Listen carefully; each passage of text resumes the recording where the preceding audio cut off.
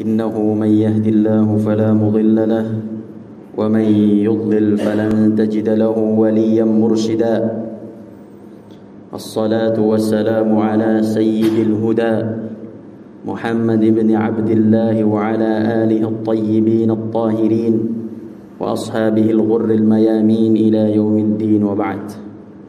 فيا أيها المسلمون اتقوا الله حق تقاته ولا تموتن إلا وأنتم مسلمون.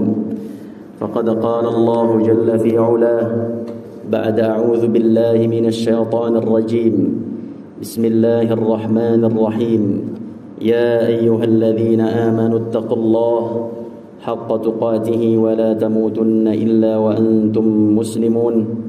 وقال أيضا يا أيها الذين آمنوا اتقوا الله وقولوا قولا سديدا يصلح لكم أعمالكم ويغفر لكم ذنوبكم ومن يطع الله ورسوله فقد فاز فوزا عظيما.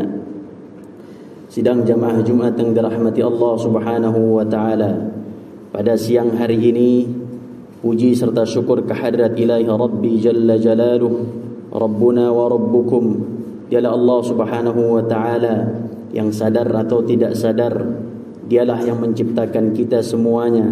Dialah yang menciptakan alam semesta ini, baik yang kita ketahui maupun yang tidak kita ketahui, baik yang kita dengar maupun yang kita lihat, maupun juga yang kita rasakan ataupun juga yang tidak kita rasakan dan tidak kita lihat dan tidak kita dengar.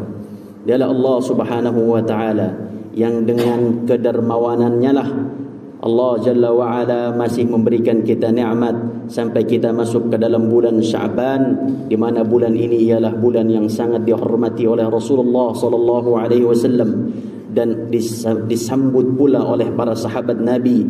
Begitupun para ahli-ahli surga yang pernah berada di dunia ini, mereka mengagungkan bulan Sya'ban karena setelah Sya'ban akan datang bulan suci Ramadan. Salawat beriring salam tak lupa kita curahkan kepada baginda besar Muhammad sallallahu alaihi wasallam, pejuang umat yang selalu mengingat umatnya baik dalam keadaan senang maupun duka, baik di dunia maupun di akhirat. Semua para nabi mengatakan nafsi nafsi, kecuali Nabi Muhammad sallallahu alaihi wasallam mengatakan ummati ummati, wahai umatku umatku. Semua nabi mengatakan wahai jiwaku wahai jiwaku. Apakah aku akan masuk ke dalam surganya Allah? Sekelas Nabi Ibrahim mengatakan nafsi, sekelas Nabi Isa mengatakan nafsi, sekelas Nabi Musa mengatakan nafsi, sekelas Nabi Adam, Nuh, para rasul mengatakan nafsi nafsi. Bagaimana dengan kita akan mengatakan nafsi nafsi?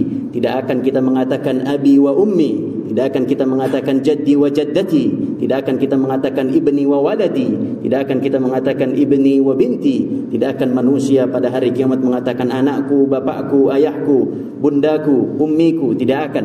Semua mengatakan nafsi nafsi, kecuali satu orang saja yang mengatakan ummati ummati, dialah Muhammad sallallahu alaihi wasallam. Maka sudah sepantasnya tidak ada orang yang boleh masuk ke dalam hati kita sebelum Nabi Muhammad sallallahu alaihi wasallam. Tidak bapak kita, tidak ibu kita, tidak anak kita, tidak bos kita. Siapapun yang masuk ke dalam hati kita sebagai seorang muslim yang pertama adalah Rasulullah sallallahu alaihi wasallam, di mana Umar bin Khattab radhiyallahu taala anhu ditegur oleh Rasul sallallahu alaihi wasallam ketika ditanya, "Wahai Umar, siapa orang yang paling engkau cintai?" Kemudian Umar menjawab, "Ya Rasulullah, saya mencintai diri saya, kemudian saya mencintai dirimu." "Wahai Umar, sesungguhnya imanmu tidak sempurna sampai aku lebih dicintai olehmu daripada engkau mencintai dirimu sendiri." Allahumma salli ala sayyidina Muhammad, Allahumma salli ala sayyidina Muhammad, Allahumma salli ala sayyidina Muhammad.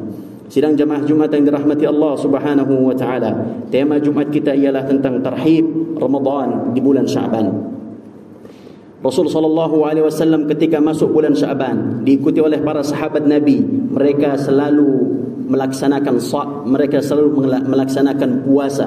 Bahkan Rasul sallallahu alaihi wasallam dikatakan sebuah hadis dari Aisyah radhiyallahu taala anha bahwa beliau Rasulullah berpuasa sebulan penuh, sampai Rasul sallallahu alaihi wasallam ditanya oleh seorang mujahid, seorang anak muda mujahid, yaitu panglima perang Usamah bin Zaid. Usamah bin Zaid berkata kepada Rasulullah, "Ya Rasulullah, mengapa aku melihat dirimu begitu banyak berpuasa di bulan Sya'ban sebagaimana engkau berpuasa di bulan Ramadan, yang tidak pernah aku lihat pada bulan-bulan sebelumnya, tapi bulan Sya'ban khusus engkau puasa 1 bulan penuh?" Kemudian Rasul sallallahu alaihi wasallam menjawab, "Dzalika syahrun yaghfalun nasu anhu baina Rajab wa Ramadan." Itu adalah bulan di mana banyak daripada manusia yang lalai tentang bulan Sya'ban.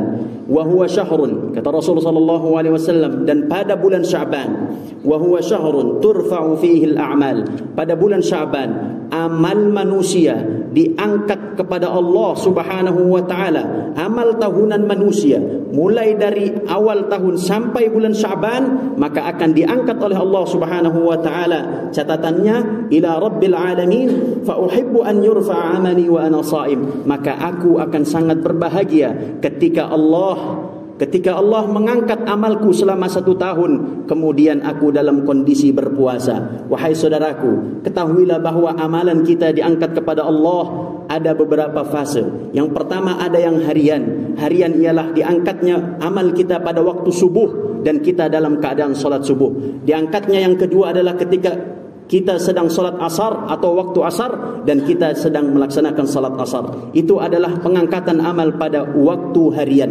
Adapun pekanan, maka amal kita semuanya diangkat kepada Allah Subhanahu wa taala pada hari Senin dan hari Kamis. Adapun tahunan, maka amalan yang diangkat kepada Allah Subhanahu wa taala adalah amalan yaitu pada bulan Sya'ban. Lantas pertanyaannya, apa tujuan amalan seorang manusia dibawa ke hadapan Allah Subhanahu wa taala? Tujuannya ada 2. Yang pertama, tujuannya adalah agar amal itu diterima oleh Allah Subhanahu wa taala. Ketika amal sudah diterima, maka doa pun akan diijabah Allah Subhanahu wa taala. Sebagaimana yang termaktub di dalam surat Ali Imran ayat ke-36 ke-37, ketika istri Imran menginginkan sebuah anak laki-laki, kemudian Allah berikan Maryam anak perempuan, dan istrinya pun ridha dengan takdir Allah. Wa inni sammaituha Maryam wa inni u'idzuha bika wa dzurriyyataha minasyaitonir rajim. Ya Allah, engkau berikan saya anak perempuan ya Allah, padahal saya ingin laki-laki ya Allah. Saya ridha, saya terima ya Allah. Saya berikan anak ini namanya Maryam ya Allah. Wa inni u'idzuha bika wa dzurriyyataha minasyaitonir rajim. Ya Allah, saya mohon kepadamu ya Allah, lindungilah anak ini dan juga keturunan anak ini. Kemudian Allah Subhanahu wa taala menjawab dari atas arsy mengatakan, fataqabbalaha rabbuha, maka Allah terima doa seorang ibu tadi. Kemudian ketika doa sudah diterima, ketika doa sudah diangkat kepada Allah dan diterima oleh Allah, maka Allah akan memberikan lebih dari apa yang didoakan oleh sang ibu tadi.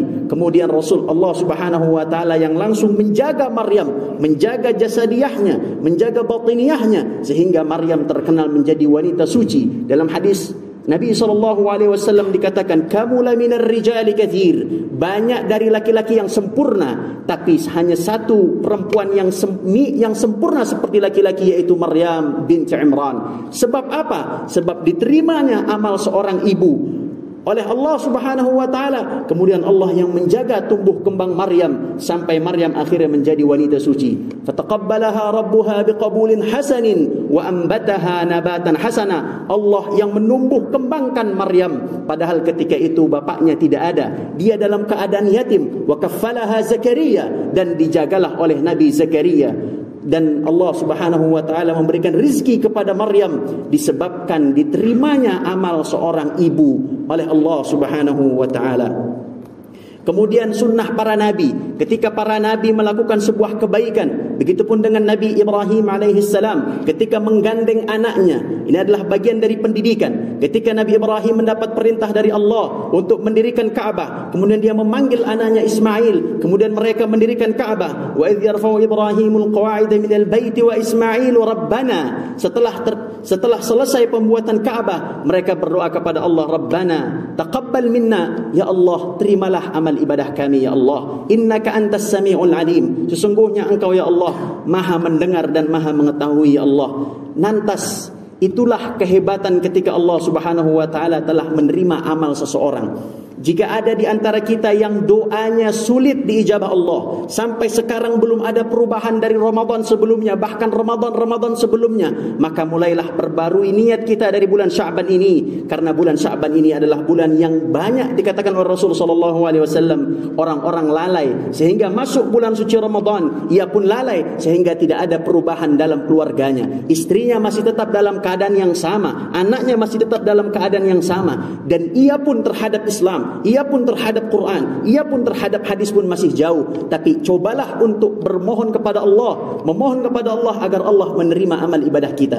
Bukankah kita senang ketika kita membuat sebuah proposal, kemudian kita sudah lelah letih membuat proposal itu, kita datangkan kepada seorang atau kita datangkan kepada sebuah lembaga, kemudian alangkah bahagianya jika proposal yang kita kirimkan itu ternyata diterima dan kita mendapatkan lebih dari apa yang kita harapkan dari proposal itu. Allah Subhanahu wa taala memiliki kelebihan dari apa yang kita bayangkan. Sidang jamaah Jumat yang dirahmati Allah Subhanahu wa taala, ciri orang yang tidak diterima amal ibadahnya, yang pertama adalah tidak ikhlas, yang kedua adalah tidak benar, dan yang ketiga adalah memberikan hal-hal yang remeh-temeh buruk kepada Allah Subhanahu wa taala, seperti kisah Qabil anak Nabi Adam, ketika mereka berdua Qabil dan Habil diuji oleh Allah Subhanahu wa taala untuk memberikan kurban kepada Allah, maka Habil membawa sebuah kurban yang sangat luar biasa indah, kemudian sang Qabil membawa sebuah kurban yang sangat hina dan ia pun tidak ingin menerimanya. Lantas Allah dari atas langit pun menerima amalan dari Habil dan juga menolak amalan Qabil, karena Qabil beribadah kepada Allah hanya dengan seenak deweknya, seenak dirinya, dan tidak peduli kepada siapa dia mengharapkan ridhanya. Wal'iyadzubillah. Harapan yang kedua, wahai saudaraku, ketika amal kita dibawa kepada Allah Subhanahu wa taala, yang diharapkan adalah setelah tadi adalah mengharapkan diterimanya amal, yang kedua adalah diharapkannya ampunan Allah Subhanahu wa taala.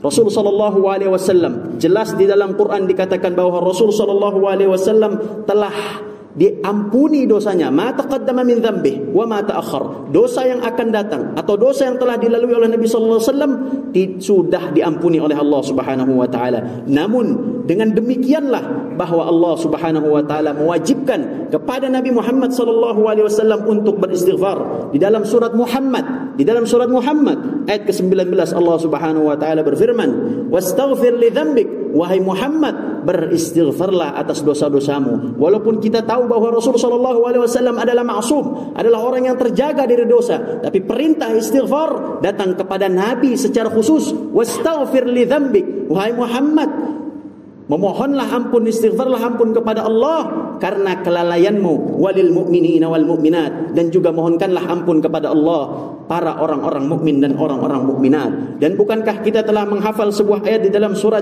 dalam juz 30, Allah Subhanahu wa taala mengatakan, "Fasabbih bihamdi rabbika wastaghfirhu innahu kana tawwaba." Ayat ini khusus untuk Nabi Muhammad sallallahu alaihi wasallam ketika menang perang. Kemudian Rasul sallallahu alaihi wasallam mendapat perintah, wahai Muhammad, bertasbihlah atas kemenangan kamu, bertasbihlah atas kemenangan ini, wastaghfirhu, dan beristighfarlah kepada Allah. Itu sekelas Nabi, wahai saudaraku. Bagaimana dengan kita? Mustahil seorang manusia masuk ke dalam surganya Allah dan masih ada di dalam dirinya sebesar biji sawi sebuah dosa. Abadan mustahil. Bukankah Nabi Adam alaihissalam dikeluarkan dari surga hanya karena satu dosa? Lantas berapa dosa yang telah kita lakukan? Tangan ini, kaki ini, lidah ini, lisan ini, hati ini, pikiran ini, dan seterusnya. Berapa banyak dosa yang telah kita lakukan? Yang duduk mendengarkan pun memiliki dosa, yang berdiri berbicara pun memiliki dosa. Kita semua memiliki dosa.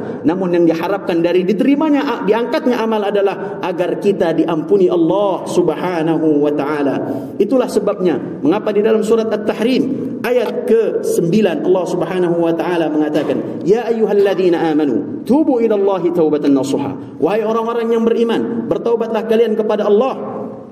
Asa rabbukum an yukaffira ankum sayyi'atikum. Yang pertama, mengapa kita diperintahkan taubat yang pertama? Asa rabbukum an yukaffira ankum sayyi'atikum, agar dosa-dosa kalian itu hilang. Bukan yang pertama adalah agar kalian dimasukkan surga, bukan. Yang pertama agar dirimu bersih, karena surga itu mahal wahai saudaraku. Maharnya mahal, tidak murah. Dia harus dibayar dengan melawan hawa nafsu, dengan rahmat Allah, dan itu hanya bisa didapatkan dengan istighfar. Asa rabbukum an yukaffira ankum sayyi'atikum, agar dosa-dosa kalian diampuni Allah.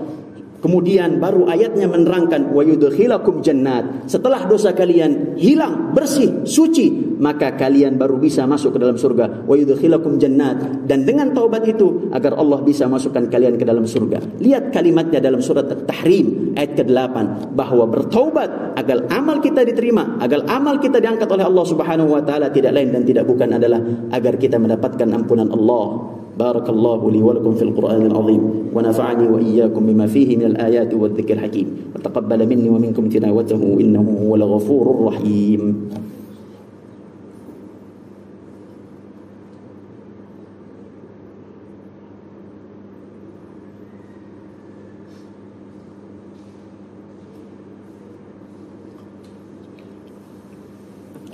Innal hamdalillah thumma assalatu wassalamu ala Rasulillah wa ala alihi wa ashabihi wa mawalah.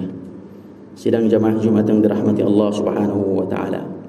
Ada beberapa amalan yang kita sama-sama menganjurkan diri kita, bahkan mewajibkan diri kita pada bulan Sya'ban ini sebelum kita masuk ke dalam bulan suci Ramadan. Yang pertama ialah berpuasa. Tentu berpuasa itu lelah, letih, capek. Tapi ketahuilah di dalam surat An-Nazi'at yang mungkin anak-anak kita sedang menghafalnya, juz 30 setelah surat Amma Yatasa'alun, di situ diterangkan wa nahan nafsa 'anil hawa fa innal jannata hiyal ma'wa. Barang siapa yang bisa mengendalikan hawa nafsunya. Ciri penghuni surga ialah bisa mengendalikan hawa nafsunya, bisa menahan hawa nafsunya, hawa nafsu terhadap lawan jenis, hawa nafsu terhadap harta, hawa nafsu terhadap jabatan dan lain sebagainya. Wa nahan nafsa 'anil hawa fa innal jannata hiyal ma'wa, maka surga adalah baginya. Maka kita sudah seharusnya mulai besok pun boleh, Ahad pun boleh, Senin boleh, Selasa boleh, Rabu boleh, terus sampai nanti 2-3 hari sebelum Ramadan kita berhenti di situ. Maka mulailah untuk berpuasa Sya'ban agar amal kita setahun ini diterima oleh Allah dan dosa-dosa kita diampuni oleh Allah Subhanahu wa taala. Kemudian yang kedua, wahai saudaraku, mulailah untuk menghidupkan malam walaupun dengan 2 rakaat, 1 witir, istighfar, doa bersama pasangan kita masing-masing di rumah. Jam 4 sampai setengah 5 cukup. Kalau tidak bisa 10 menit, tidak bisa lagi minimal 5 menit, minimal bangun istighfar kepada Allah Subhanahu wa taala. Karena waktu subuh di dalam Islam adalah waktu yang paling mahal harganya, dan itu memiliki pembahasan yang khusus bagaimana Rasulullah SAW dan para malaikat menjadikan waktu tersebut bukti bahwa Allah Subhanahu wa taala membedakan waktu subuh dengan waktu yang lainnya. Kemudian yang ketiga adalah amalan yang terakhir, dan ini penting karena walaupun amal kita baik, walaupun semua kita baik, amalan banyak, tapi kalau ini tidak terlaksana maka mustahil dosa kita akan diampuni Allah. Apa itu? Pada malam nisfu Sya'ban, maka Allah Subhanahu wa taala melihat kepada qulubul ibad. Allah melihat kepada al-khalaiq, kepada semua manusia, kaum muslimin. Kemudian Allah Subhanahu wa taala dengan rahmat Allah Subhanahu wa taala mengampuni semua makhluknya yang muslim, yang mukmin, kecuali 2.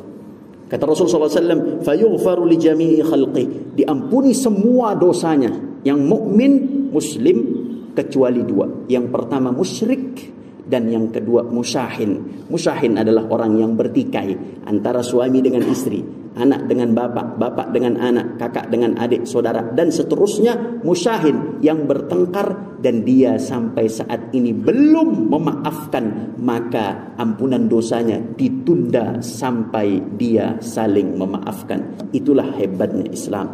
Allahumma salli ala Muhammad wa ala ali Muhammad kama sallaita ala Ibrahim wa ala ali Ibrahim fil alamin innaka Hamidum Majid. Allahumma ighfir lana wa liwalidina warhamna warhamhuma kama rabbawna shighara. Ya Allah, ampunilah dosa kedua orang tua kami, arhamar rahimin. Ampunilah dosa istri kami, ya Allah.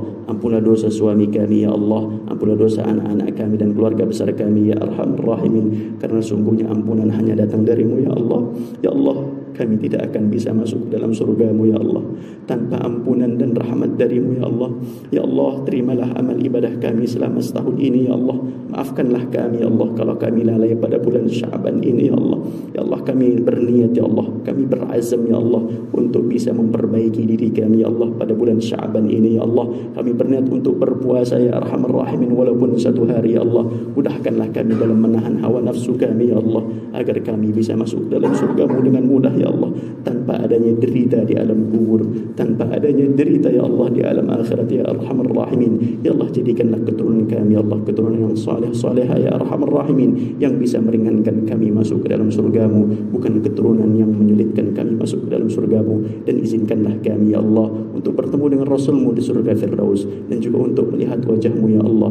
Wujuhun yawma idzin nadhirah ila rabbiha nadhirah. Pada waktu itu, ya Allah, semua orang yang berada di dalam surga, ya Allah, wajahnya ceria dan berbahagia, ya Allah. Mereka melihat kepadamu, ya Allah, dengan indahnya dan dengan senyumanmu. Birahmatika ya arhamar rahimin. Rabbana atina fid dunya hasanah wa fil akhirati hasanah wa qina adzabannar. Wa sallallahu ala nabiyil ummi wa ala alihi wa sahbihi wasallam. Wa akhiru da'wana alhamdulillahi rabbil alamin. Aqimus salat.